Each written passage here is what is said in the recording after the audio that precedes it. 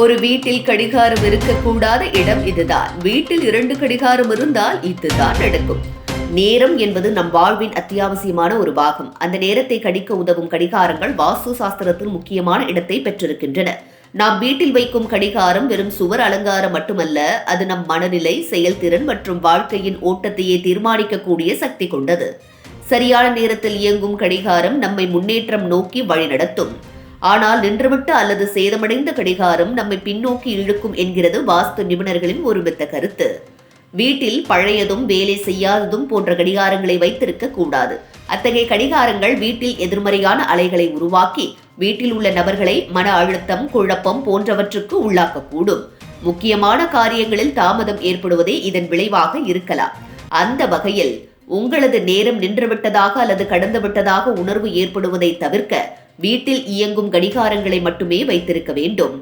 படுக்கையறை என்பது ஓய்வுக்கான, அமைதிக்கான இடம்.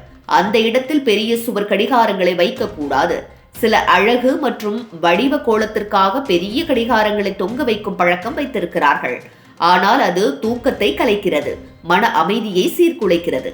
சில நேரங்களில் துணையுடனான நேரங்களில் கூட நேர கட்டுப்பாட்டை ஏற்படுத்தும், மன அழுத்தத்தை ஏற்படுத்தும். எனவே படுக்கை அறையில் சிறிய அலார கடிகாரம் போதுமானது. வீட்டில் கடிகாரங்களை எங்கு வைக்கலாம் என்பது மிக முக்கியமான விஷயம். வாசலில் நுழையும் போதே நேரம் கண்களில் படும் வகையில் கடிகாரத்தை வைக்கக்கூடாது. அது மனதில் அழுத்தத்தை ஏற்படுத்தும். வாஸ்து சாஸ்திரப்படி கடிகாரத்தை லிவிங் ரூம், சமையலறை, குழந்தைகள் அறை மற்றும் வீட்டு அலுவலகம் போன்ற இடங்களில் வைப்பது சிறந்தது. அந்த இடங்கள் நேரத்துடன் செயல்திறனை இணைக்கும் தன்மை கொண்டவை என்பதாலேயே இது பரிந்துரைக்கப்படுகிறது. குழந்தைகளின் அறையில் நேரம் சரியாக இயங்கும் ஒரு சுவர் கடிகாரம் இருக்கும்போது அவர்கள் ஒழுங்கும் நேரத்தை மதிக்கும் மனப்பான்மையும் வளர்கிறது. இது அவர்களின் கல்வி மற்றும் பொது வாழ்க்கையிலும் நேரமே முக்கியம் என்பதை சொல்லிக் கொடுக்கும் ஒரு வழியாக அமைகிறது. ஒவ்வொரு குழந்தைக்கும் சிறு வயதிலேயே நேரத்தை கணிக்க கற்றுக் கொடுப்பது வாழ்க்கை பாடமாக அமைகிறது. உலோகத்தில் தயாரிக்கப்பட்ட கடிகாரங்களை கிழக்கு சுவரில் வைக்கக்கூடாது. வாஸ்து நிபுணர்கள் கூறுவதாவது, உலோகத்தின் அதிர்வுகள் மற்றும் கிழக்கு திசையின் சக்திகள் ஒன்றோடு ஒன்று முரண்படக்கூடும். இதனால் மன அழுத்தம், திட்டமின்மை, கலக்கம் போன்றவை ஏற்படலாம். அதற்கு பதிலாக மரத்தால் செய்யப்பட்ட அழகான வடிவங்களை தேர்வு செய்வது சிறந்தது. பல கடிகாரங்களை ஒரே அறையில் வைக்கக்கூடாது. சிலர் தங்கள் வீட்டை கடிகாரங்களால் அலங்கரிக்க விரும்புவார்கள். ஆனால் ஒரே இடத்தில் பல கடிகாரங்கள் நேர ஒழுங்கில் குழப்பத்தை ஏற்படுத்தும்.